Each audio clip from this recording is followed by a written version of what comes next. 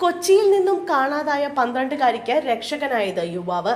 പോലീസിന് യുവാവ് നൽകിയ വിവരം നിർണായകമായി. കൊച്ചി എളമക്കരയിൽ നിന്നും കാണാതായ 12-കാരിയെ കണ്ടെത്തുന്നതിൽ നിർണായകമായത് ജോർജ് എന്ന ഞാറയ്ക്കൽ സ്വദേശിയുടെ സമയോചിത ഇടപെടൽ. രാത്രി ഏറെ വൈകി സൈക്കിളുമായി കടന്നുപോയ കുട്ടിയെ തടഞ്ഞു നിർത്തി പോലീസിനെ വിവരമറിയിച്ചത് ജോർജ് ആയിരുന്നു. രക്ഷിതാക്കൾ എത്തുവോളം 12-കാരിക്ക് ജോർജ് സുരക്ഷയൊരുക്കി. വിവരമറിയിച്ച് വല്ലാർപാടത്തേക്ക് കുതിച്ചെത്തിയ പോലീസ് സംഘം രക്ഷകനിൽ നിന്നും സുരക്ഷിത കരങ്ങളിലേക്ക് കുട്ടിയെ കൈമാറുകയായിരുന്നു. കാളമുക്ക് ജംഗ്ഷനോട് ചേർന്ന 3ാമത്തെ പാലത്തിൽ നിന്നാണ് കുട്ടിയെ കണ്ടെത്തിയത്.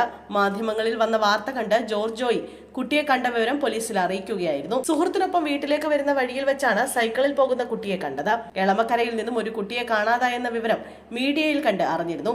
വീട്ടിൽ നിന്ന് അമ്മ വിളിച്ചപ്പോഴും ഒരു കുട്ടിയെ കാണാതായെന്ന് കേട്ടുവെന്ന് പറഞ്ഞിരുന്നു. സൈക്കിളിൽ പോകുന്ന കുട്ടിയെ കണ്ടപ്പോൾ സംശയം തോന്നി. കുട്ടിയെ തടഞ്ഞു നിർത്തി എവിടെ നിന്ന് വരികയാണെന്ന് ചോദിച്ചു. എളമക്കരയിൽ നിന്നാണെന്ന് പറഞ്ഞു. എങ്ങോട്ട് പോവുകയാണെന്ന് ചോദിച്ചപ്പോൾ ചേട്ടാ നായരമ്പലത്ത് നിന്ന് വരികയാണെന്ന് പറഞ്ഞു.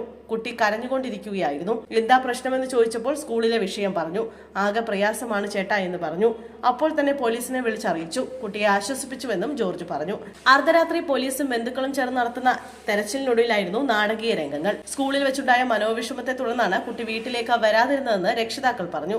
വൈകിട്ട് 5 മണിയോടെയാണ് എളമക്കര പോലീസ് സ്റ്റേഷനിലേക്ക് എളമക്കര സരസ്വതി വിദ്യാനികേതനിലെ 7ാം ക്ലാസ് വിദ്യാർത്ഥിനി ഏറെ വൈകിയും വീട്ടിലെത്തിയില്ലെന്ന വിവരം എത്തുന്നത്. രക്ഷിതാക്കളുടെ പരാതി ഗൗരവത്തിലെടുത്ത പോലീസ് ബന്ധുക്കളോടൊപ്പം തിരച്ചിലിനിറങ്ങി. SP ജയകുമാറിന്റെ നേതൃത്വത്തിലുള്ള സംഘം നഗരം അരിച്ചുപെറുക്കി. ഇതിനിടെയാണ് കുട്ടിയെ കണ്ടെത്തിയത്. അമ്മയുടെ ഫോണുമായി സ്കൂളിലെത്തിയ കുട്ടിയെ സ്കൂൾ അധികൃതർ ശകാരിച്ചിരുന്നു. ഈ മനോവിഷമത്തിലാണ് വീട്ടിലേക്ക് തിരിച്ചു പോകാതിരിക്കാൻ 12-കാരിയെ പ്രേരിപ്പിച്ചത്.